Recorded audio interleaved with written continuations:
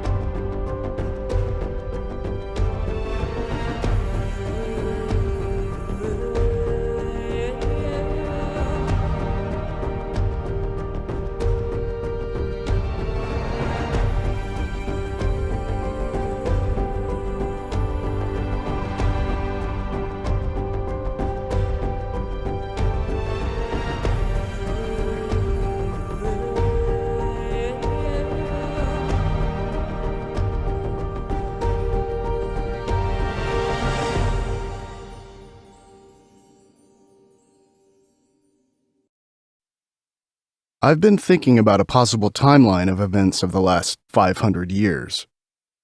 The John Levi video South of Tartaria, discussing New Zealand, brought the timeline topic back to my awareness, and he also covers the lunatic asylums, which are an important piece of the puzzle. And this is in Seacliff, New Zealand. It was the largest building in the country, noted for its scale and extravagant architecture. It had a partial collapse, and of course a fire, and just mind-blowing. Again, like the boys' home we just looked at, why must you build an insane asylum in this fashion? Such a proposition alone is insane.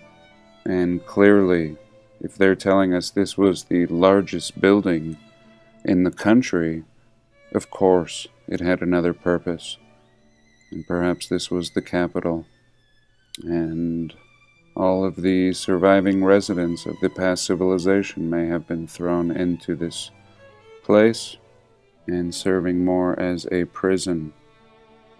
And here they're telling us the need for a new asylum in the Dunedin area was created by the gold rush.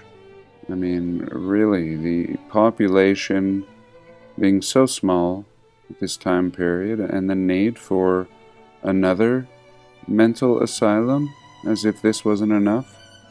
And here we go, the hospital in 1884. Really though, I mean, can any sane person believe that this was a mental hospital? In New Zealand, on the small island. Purely ridiculous. And here is a fascinating photo in 1926. A view of the hospital and a cricket match. Just mind-blowing. And of course a fire in December of 1942. The more I think about it, the more I am convinced that it is extremely difficult to come up with clear evidence for written history prior to 1700. What I struggle with about our recent past is a good understanding of the possible relationship between multiple reset events, natural cataclysms, or worldwide wars.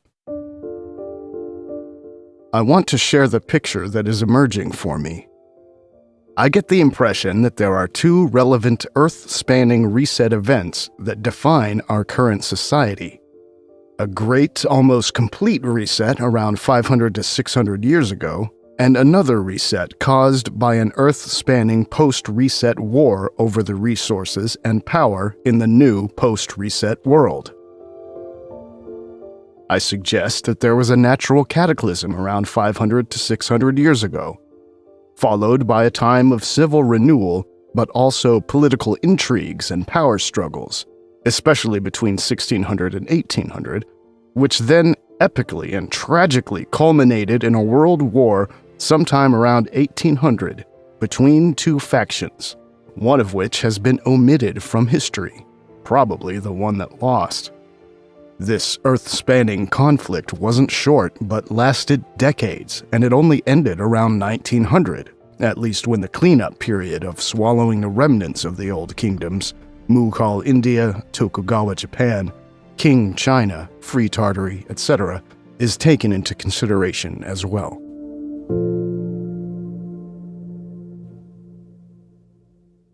A possible timeline. Here's a speculative timeline of our recent past. Around 1,000 to 2,000 years ago, a worldwide connected civilization gets destroyed and flooded due to an unknown event, possibly high-tech and highly spiritual. Humans become divided into multiple factions, different languages develop. Before this, no modern oceans existed, and the Earth was, according to the early world maps, 3 equal parts, with rivers in between and small oceans at both North and South Pole. Africa, Libya, Europa, Asia, all named after prominent leaders from that time. After this event, humans come together to preserve the pre-flood knowledge, try to live in truth and harmony, and the Jesus figure was either a metaphorical symbol for this time or was actually one of the leaders of that movement. Around 1,000 years ago, the first efforts are made to map the new post-flood world with the Mappa Mundus. Julius Caesar lives during that time and creates the first maps by sending out teams of scouts and researchers. Kingdoms and authorities get established, trading flourishes, money is used extensively, the golden age of the Middle Ages before the Little Ice Age starts. Around 600 to 800 years ago, another Earth-spanning catastrophe happens. Earth is expanding and the modern oceans are created. The continent of modern America splits off from Asia. Most of the kingdoms suffer greatly. Climate gets worse. The last survivors of the pre-flood civilizations die out, giants, as well as mythical creatures like unicorns, and failures from genetic experiments. Between 1400 and 1700, kingdoms and empires recover. Life goes on, even though it's a bit more difficult than before. The 4 seasons we know today as our normal weather patterns are established. The concept of religion is born because after the 1400 catastrophe, the memories of what the Gnostics and other groups tried to achieve fades away. The independent Gnostic groups fight against the corrupt church institutions in Central Europe and elsewhere. For we wrestle not against flesh and blood, but against principalities, against powers, against the rulers of the darkness of this world, against spiritual wickedness in high places. They understand that evil creates pyramidal chain of commands that transcend individuals. Writings are shared between those groups, which are rewritten by the Vatican Church during 1600 to 1800 and published as the canonical and censored Bible. The 30 Years' War in the 17th century is an encrypted and highly distorted memory of that fight. The Jesuit Vatican Church and the secret societies connected to them decide to add 1,000 years to recent history and invent a new calendar, which is to be enforced worldwide. Competing native calendars are destroyed and the accompanying myths alongside. Between 1600 and 1700, another worldwide cataclysm hits with a second Earth-expanding event. Climate gets really bad and evil begins to envelop the Earth. This event destroys most technological knowledge of the past and creates the last survivors of ancient kingdoms, but their power is reduced. The institutional churches and secret societies from Europe use this event to colonize the entire world and rewrite history on every continent. New maps and narratives are being created. The remnants of Tartary and other remaining free empires and monarchies, remnants of the old world governance style, get overrun between 1700 and 1850 due to their military weakness and decentral governance style rooted in the Old World tradition. Modern science is established between 1700 and 1850 with the aim to destroy all previous knowledge about cataclysms, spirituality, and cosmology. Another small cataclysm, be it natural or a war, happens around 1800 with the year without a summer 1816 as a surviving concept. It doesn't destroy as much structures as the other events before, but it costs many people their lives and gives rise to industrialization. The small group connected to the European churches and secret societies, especially the Jesuits, have secretly kept some of the pre-1800 knowledge and slowly reintroduced some of that knowledge to society. This is known as the Industrial Age to the uninitiated. The Napoleonic Wars are probably also part of the deception created by academia to rewrite this event. 1900. People all over the world, especially outside Central Europe, still remember some parts of the true history, and both fascism and socialism communism are created to destroy all the remaining high culture in the Europe and eastern parts of the world. The two world wars lead to the destruction of large parts of European, especially German, architecture connected to the old world, and also the loss of significant knowledge of the past. Grand technological and cultural reset. The big last reset likely happened around 400 to 600 years ago. This is what creates all the ruins archaeologists put 2,000 years into the past, and the late Renaissance paintings of Rome in ruins is after that event. Most buildings from before that time have crumbled to dust. It's hard to say if this event is equal to the event of the biblical flood that gave us all the petrified remains of a high-tech civilization. There could have been another grand reset event way before 1700, so the last reset probably wasn't responsible for the flood myths we encounter in all religions and myths around the world. This last reset event is when Africa turned into a desert, when South America turned into a forest, and when the Northern Hemisphere turned into a crater-plastered wasteland, likely from electromagnetical plasma discharge related to the sun activity. The map changes, bigger oceans for example, give the impression of a natural cataclysm.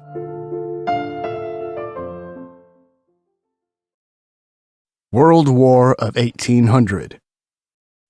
Originally, I thought whatever happened around 1800 was another natural cataclysm, but it starts to look more and more like a world war. This war of sorts is also what causes what is often called the mud flood.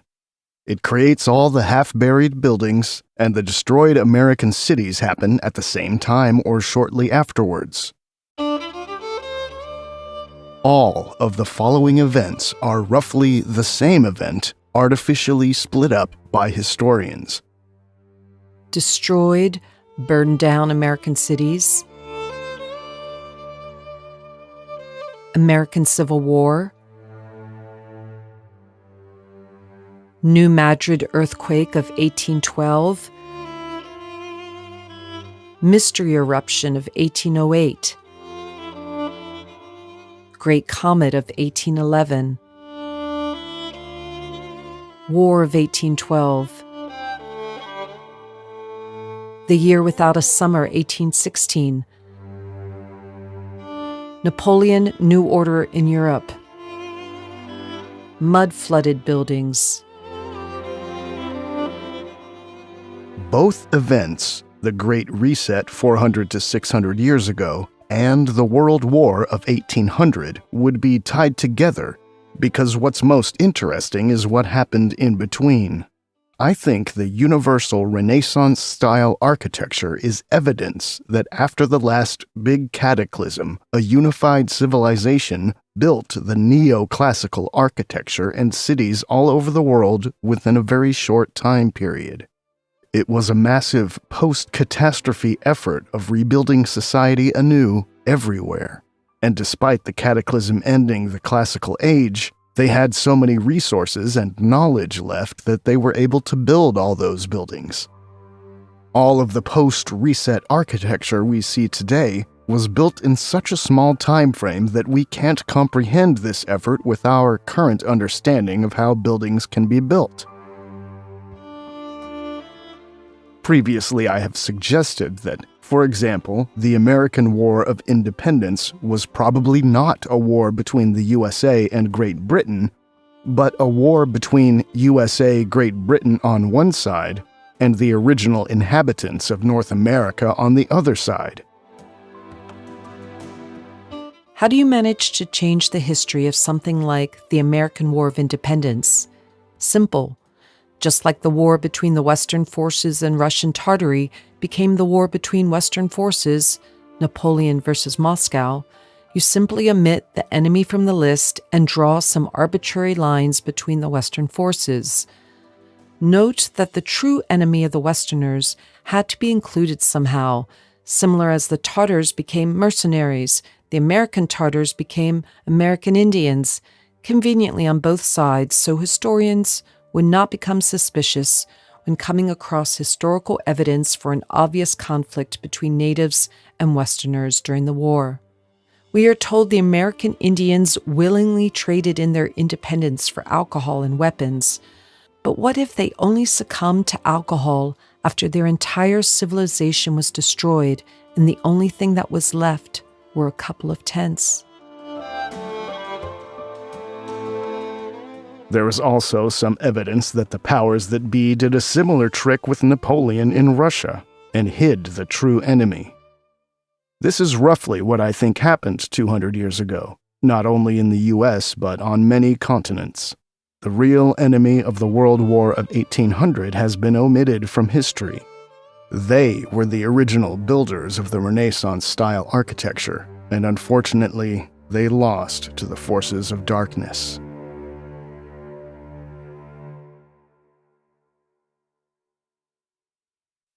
Lunatic asylums as prisons for those who resist.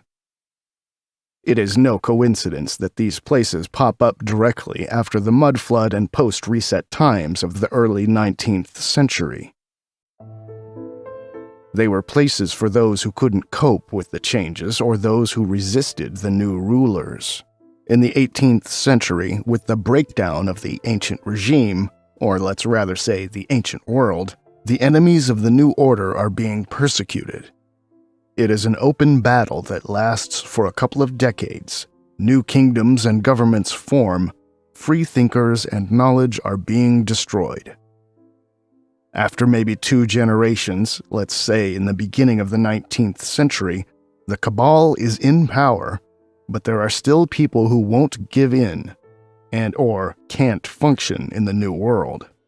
For those people, they create more formal prisons, which become the mental asylums, where they are mixed with the truly insane, i.e., those who can't function in any way. We can think of those institutions as prisons for both the resistance as well as places to collect those negatively affected by the past cataclysm.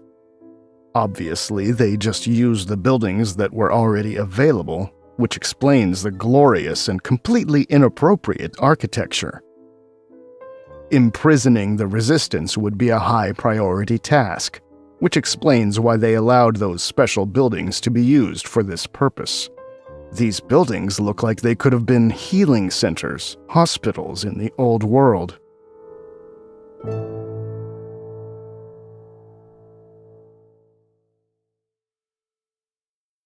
Observations, suggestions.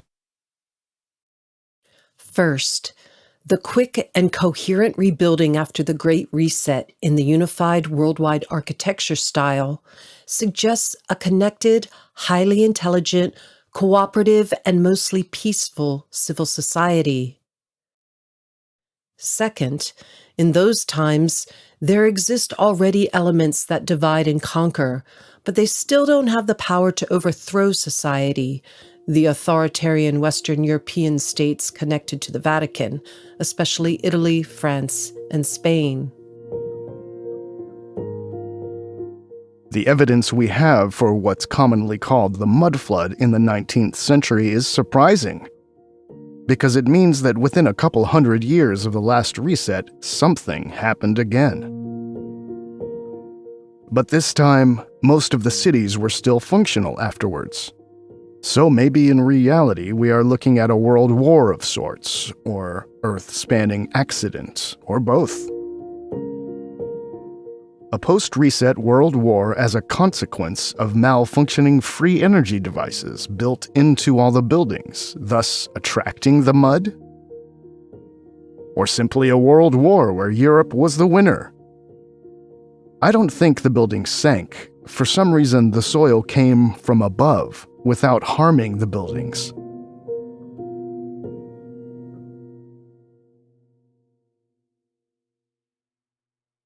Possible results of this event. The post-reset war of 1800 birthed our modern society, and many things that define our current way of life can be traced back to the 19th century. The way of life 300 to 500 years ago is so different to ours that if we would put both next to each other, we could almost talk about two different universes. The fact that we do not remember collectively is all that's needed to prove how alienated we are from our own ancestors, and that we suffer from collective amnesia. Let's look at some of the ways our world has changed since then. Colonialism, imperialism was created to overthrow the weakened kingdoms and empires. Colonialist power was at its height in the 19th century. Scouts were sent out into the entire world as no one really knew what's going on in the depopulated area after the reset. Then the kingdoms were dismantled and modern democracy installed by the powers that be.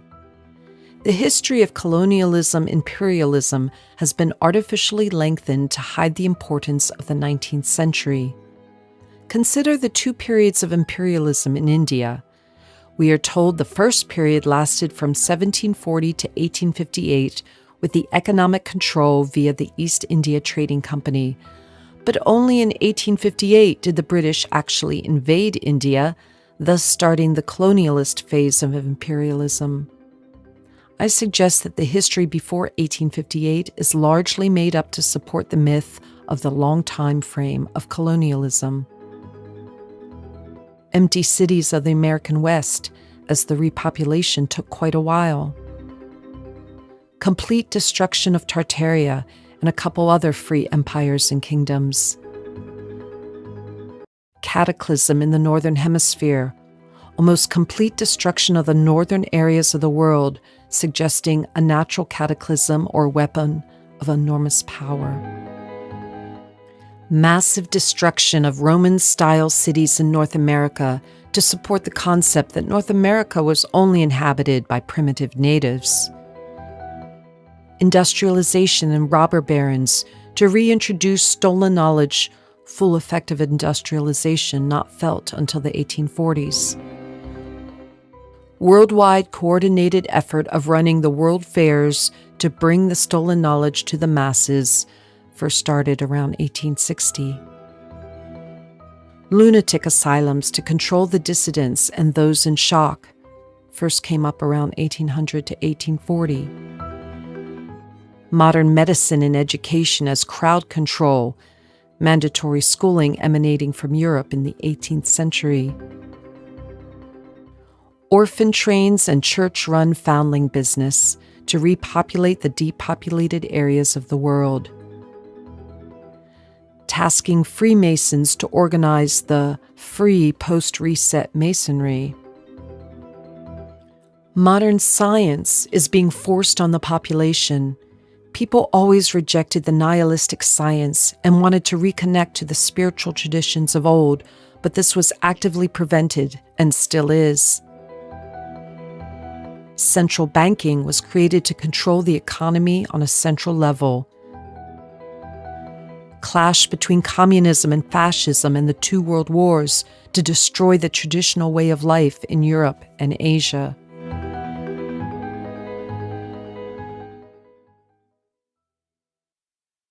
Inventing the neoclassicist architecture myth. Around 100 years ago, even though we do not have any written evidence for it, there likely was a worldwide effort to redate the architectural remains of the unified culture of the past. Most of the buildings in Europe were simply redated to 1890 to 1910. and those dates were often chiseled or painted on the front of the houses. Since it was such a coordinated effort, and all evidence of the existence of this architecture pre-neoclassicism has been purged, it suggests a united secret force behind most nations already at the turn of the 19th to the 20th century. When I lived in Hamburg, Germany, I discovered a building with 2 dates on its front. It said, donated in 1535, built in 1914. Who needs 400 years to build a house?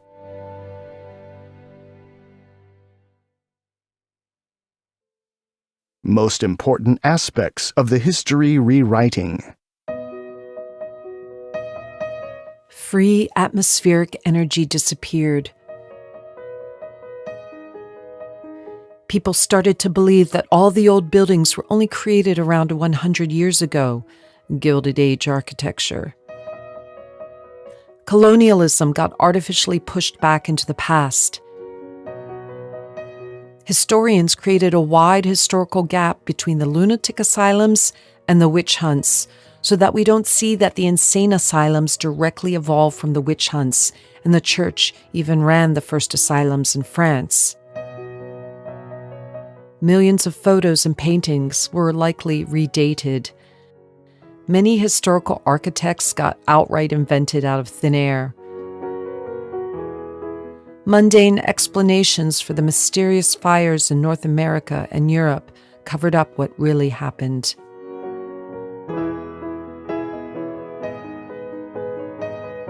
Surprisingly, even though it does not feel like that in our daily lives, we are only a couple hundred years away from the old world free energy culture that many unconsciously remember and long for in the alienated world we live in today.